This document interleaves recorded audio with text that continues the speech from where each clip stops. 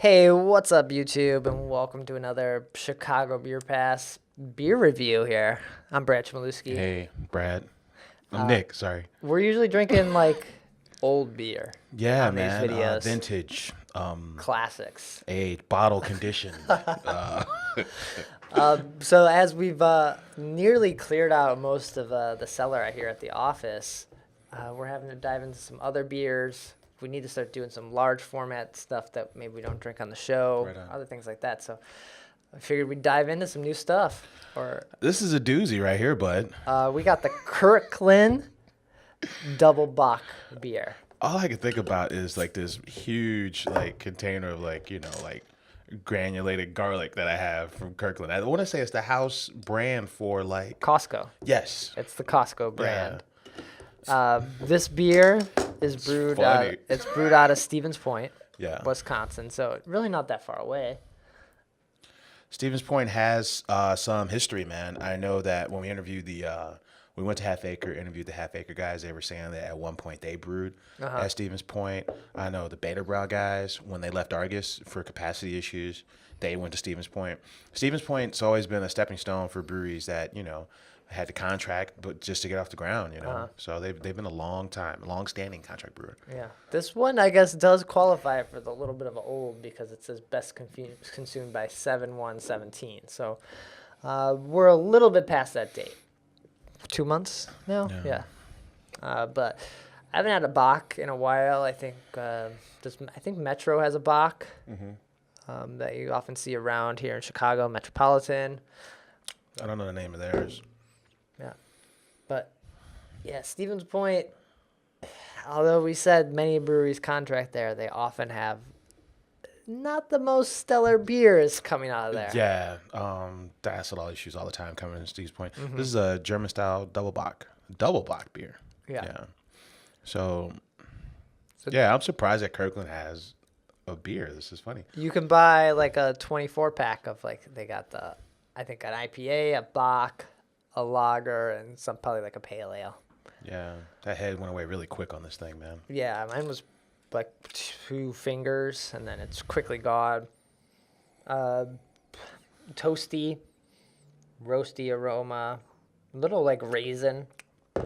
Yeah, I like the fruity esters on it. I feel like sweetened the way like a coffee would be sweetened, like almost too sweet for me. Too Like, sweet. I don't really sweeten my coffees that much. Yeah. Well, it's a double Bock, so it's gonna have like twice as much of those sugars in there because it's a little amped up. As the weather is changing here, I could see this beer being it's more of a fall kind of warm you up, toasty beer. But this is not a great version of the Bock. No. Or even a double Bock. I don't even think a double Bock is a real thing. I don't think so either. Yeah. I mean, it's not horrible. Like you said, it's like, it's got the dark fruit. It's like got, dark fruit and cola. Those are the first things that I'm reminded of, right? Yeah. Yeah. 7.5%. As far as the taste and everything, yeah, the cola is kind of interesting. But yeah, the mouthfeel, it's completely gone. After you take a drink, your mouth just kind of feels a little sweet.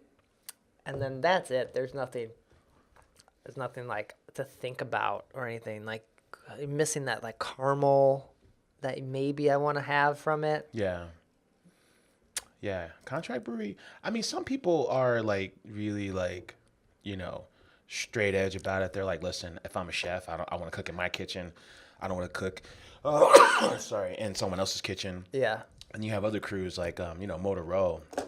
They're making beers for everybody from Geno's East to that was Safe House, which is like a spy bar in River North.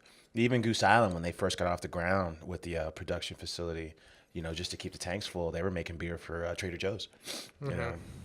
I mean, so it's a tradition in beer to brew house beers and brew beers for other people. Yeah, and I know sometimes, like the Trader Joe's beers, there's a couple of them that come from Firestone Walker and things like that get repackaged. But knowing Stevens Point, I think the whole four beers that you can get from Kirkland come from there, at least the ones we get here in the Illinois Midwest area. If you're getting them in California, they might come from another contract brewery out there.